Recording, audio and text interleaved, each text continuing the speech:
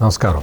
Jaganmohan Reddy అపరిపక్వ రాజకీయాలతోటి YCP నుంచి బయటికి వచ్చేసి చీమల దండులాగా వెళ్ళిపోయి తెలుగుదేశం పార్టీలో చేరుతున్నారు చాలామంది నాయకులు.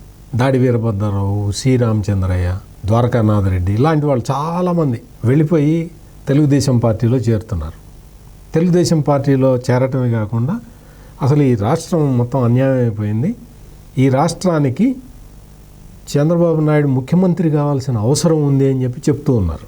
ఇప్పుడంతా మొత్తం నిన్నటి వరకు వైఎస్ఆర్ కాంగ్రెస్ పార్టీలో ఒక ప్రధాన పాత్ర పోషించిన వ్యక్తులు కూడా వాళ్ళకి వాస్తవం తెలిసి వచ్చింది. ఈ రాష్ట్రం అంతకుముందు ఉమ్మడి ఆంధ్రప్రదేశ్ నుంచి డివైడ్ అయిన తర్వాత ఆ రాష్ట్రాన్ని సన్ రైజ్ స్టేట్గా తీసుకొచ్చి దాన్ని ఒక స్థాయిలో నిలబెట్టిన వ్యక్తి చంద్రబాబు నాయుడు. మీ పిల్లలు ఇంటర్మీడియట్ మరియు ఎంసెట్ చదువుతూ సబ్జెక్ట్స్ లో కన్ఫ్యూజ్ అవుతున్నారా? కాన్ఫిడెన్స్ లెవెల్ తక్కువగా ఉందా? రిపీటెడ్ మిస్టేక్స్ చేస్తున్నారా? అయితే మీకోసమే ఉంది Rise app. 1 lakh question bank, performance analysis, online classes by experts, ఇంకా మరెన్నో ఫీచర్స్ తో మీ ముందుకొచ్చింది Rise. Rise, the perfect guide. Description లో ఉన్న లింకును ఉపయోగించి సబ్స్క్రైబ్ అవ్వండి. ఆ తర్వాత జరిగిన పరిణామాల్లో తెలుగుదేశం పార్టీ ఓడిపోయింది. అధికారం చేపట్టిన జగన్మోహన్ రెడ్డి మళ్ళీ ఆంధ్రప్రదేశ్ రాష్ట్రాన్ని ఈశాన్య రాష్ట్రాల కన్నా కనిష్ట స్థాయికి తీసుకెళ్ళిపోయాడు. మొత్తం అసలు ఏ విధమైన గ్రోత్ లేని రాష్ట్రంగా ఆంధ్రప్రదేశ్ అయిపోయింది.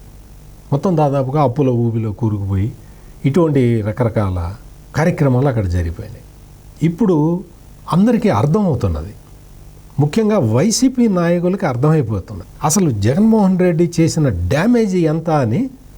ఆలస్యంగా అయినా ఇప్పుడు వైసీపీ నాయకులు అందరూ ఒకళ్ళొకళ్ళు తెలుసుకుంటూ ఉన్నారు. కొంతమంది టికెట్లు రాలేదు అన్న కారణంతో వచ్చేవాళ్ళు కొంతమంది అయితే, కొంతమంది వాస్తవ పరిస్థితి తెలుసుకొని తెలుగుదేశం పార్టీలోకి వచ్చేస్తున్నారు. మళ్ళీ ఈ రాష్ట్రానికి చంద్రబాబు నాయుడు ముఖ్యమంత్రి అయితే తప్ప ఈ రాష్ట్రం బతికి బట్టకట్టలేదు అనే ఒక నిర్ణయానికి వైసీపీ నాయకులు వచ్చేసి వాళ్ళు తెలుగుదేశం పార్టీలో చేరుతున్నారు. వీళ్ళందరూ కూడా చంద్రబాబు నాయుడిని విమర్శించిన వాళ్ళు అయినా సరే, చంద్రబాబు నాయుడు ఏంటంటే ఆయన రాష్ట్రానికి ఏం కావాలో అది చేసే మనిషి. తన్ని వ్యక్తిగతంగా విమర్శించారని కక్ష పెట్టుకొని రాజకీయ కక్ష సాధించే మనిషి కాదు. అందుకని వీళ్ళు గత కాలంలో వాళ్ళు ఏం చేసినా కానీ అన్నీ క్షమించేసి ఆయన మళ్ళీ కొత్త రాజకీయ జీవితాన్ని ప్రసాదించడానికి ఆయన సిద్ధపడే వ్యక్తి కాబట్టి వీళ్ళందరూ మళ్ళీ తెలుగుదేశంలో చేరుతూ ఉన్నారు. వాళ్ళు చేరటం కూడా వాళ్ళ రాజకీయ భవిష్యత్తు కోసం తప్పేమీ లేదు. అయితే ఈ తెలుగుదేశం పార్టీలో చేరుతున్న వైసీపీ నాయకుల్ని ఉద్దేశించి వైసీపీ ఒక కొత్త ప్రచారాన్ని మొదలుపెట్టింది. అదేంటి అంటే, మీరు పొరపాటున తొందరపడి మీరు తెలుగుదేశంలోకి వెళ్తున్నారు. జగన్ అనే వ్యక్తి అసలు ఆర్థికంగా చాలా శక్తివంతుడు, అసలు రాజకీయంగా ఇంకా 40-50 సంవత్సరాలు ఇంకా రాజకీయాల్లో ఉంటాడు. అందుకని మీరు ఆయన్ని వదిలేసి వెళ్ళిపోవటం చాలా తప్పు సంకేతం, అది చాలా ప్రమాదకరం. ఎందుకు అంటే జగన్మోహన్ రెడ్డి మిమ్మల్ని అందరినీ కూడా అసలు ఎంతో బాగా అభివృద్ధి చేద్దామని, మిమ్మల్ని ముందరికి తీసుకెళ్దామని ఎన్నో ప్లాన్లు వేశాడు. మరి మీరు ఇప్పుడు పార్టీ వదిలిపెట్టి వెళ్ళిపోవటం అంటే అది కరెక్ట్ కాదు, అందులోనూ తెలుగుదేశంలో చేరటం కరెక్ట్ కాదు అని ఒక క్యాంపెయిన్ మొదలుపెట్టారు. మొదలుపెట్టి అంతా అసలు జగన్మోహన్ రెడ్డి ఎంతో డెమోక్రటిక్గా పరిపాలిస్తూ ఉంటే మొత్తం తెలుగుదేశం మాఫియా అడ్డం పడుతున్నది అని చెబుతున్నారు. మాఫియా ఎవరు? మాఫియాలాగా పార్టీని నడిపే వ్యక్తి ఎవరు? ఈ విషయం అందరికీ స్పష్టంగా ఉంది. కానీ వాళ్ళు చేస్తున్న ప్రచారం ఏంటి అంటే, ఈ విధంగా ఇప్పుడు పార్టీలు మారడం ఎలక్షన్ టైంలో ఈ నాయకులు వీళ్ళందరూ సహజం, అది అందులో పెద్ద ఇదేమీ లేదు. మరి నీకు జగన్కి రాజకీయ భవిష్యత్తు లేదు అని తెలిసిన తర్వాత ఆ పార్టీలో ఎందుకు కంటిన్యూ అవుతారు? అందరూ కంటిన్యూ కావట్లేదు, చాలామంది బయటకు వచ్చేస్తున్నారు. అట్లా బయటికి రావటం తప్పు అని వైసీపీ ఇప్పుడు తాజాగా లేటెస్ట్గా ఒక క్యాంపెయిన్ మొదలుపెట్టింది. ఆ క్యాంపెయిన్ మొదలుపెట్టి ఈ వెళ్తున్న వాళ్ళని ఒక విలన్ లాగా, వీళ్ళందరూ విలన్లు, జగన్మోహన్ రెడ్డి రాష్ట్రాన్ని సంపూర్ణంగా అభివృద్ధి చేస్తూ ఉంటే వీళ్ళందరూ వెళ్ళిపోతున్నారు అని ఒక వాతావరణాన్ని క్రియేట్ చేద్దామని ప్రయత్నం చేయటం అది మరి అదేమి రాజకీయమో మరి అర్థం కావట్లేదు. ఎందుకు అంటే నీ పార్టీలోకి అట్లాగే వచ్చారు, కాంగ్రెస్ పార్టీ నుంచి వచ్చిన నాయకులందరూ నీ పార్టీలో చేరారు కదా, వాళ్ళందరూ కాంగ్రెస్ పార్టీ నాయకులే. కావాలంటే ఎంతమంది కాంగ్రెస్ నాయకులు ఉన్నారో నీ పార్టీలో బొత్స సత్యనారాయణ, ధర్మాన ప్రసాదరావు అని అడిగితే క్లియర్గా చెప్తారు.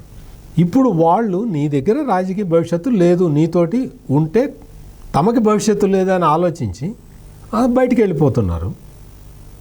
ఆ బయటికి వెళ్ళే వాళ్ళని ఒక విలన్ లాగా, అసలు జగనన్న హీరోలాగా, అదేదో పెద్ద వ్యూహంలాగా ఇటువంటి క్యాంపెయిన్ చేయడం అనేది అది వైసీపీకే కొంచెం వాళ్ళ నాయకులే విమర్శిస్తున్నారు.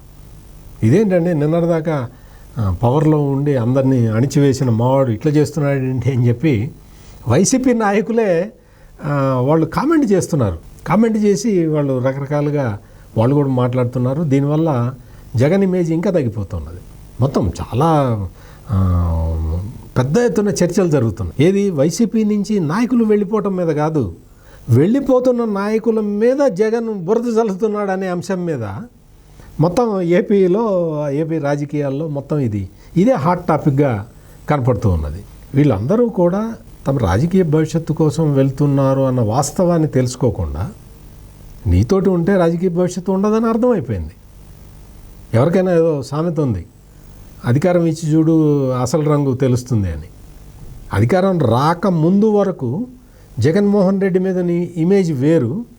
ఇప్పుడు అధికారం వచ్చిన 5 సంవత్సరాల్లో ఆయన చేసిన దాడులు, దళితుల్ని అణిచివేసిన విధానం, ఎవరన్నా ప్రశ్నిస్తే వాళ్ళ నోరు నొక్కిన విధానం, పోలీసులను ఉపయోగించి ప్రతిపక్షాలని అణిచివేసిన విధానం, పరిశ్రమలు రాకుండా అడ్డుపడ్డ విధానం, ఇట్లా ఒకటి కాదు అన్ని అంశాల్లో తనదైన మార్కు చూపించిన జగన్మోహన్ రెడ్డి ఆంధ్రప్రదేశ్ని అట్టడుగు స్థానానికి తీసుకెళ్ళాడు. దాంతో వాళ్ళందరూ రియలైజ్ అయిపోయి ఇప్పుడు బయటికి వస్తూ ఉన్నారు. ఆ బయటికి వెళ్ళిపోతున్నారు పార్టీ నుంచి అన్న ఉక్రోషం పట్టలేక ఈ విధంగా కామెంట్ చేయటం మీద విస్తృతంగా చర్చ జరుగుతున్నది.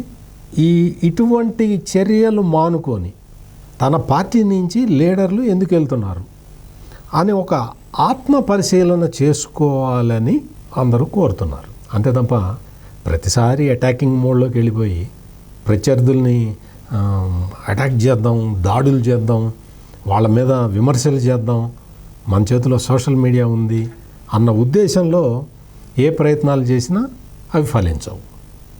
మరిన్ని విశ్లేషణలతో మళ్ళీ కలుద్దాం. నమస్కారం.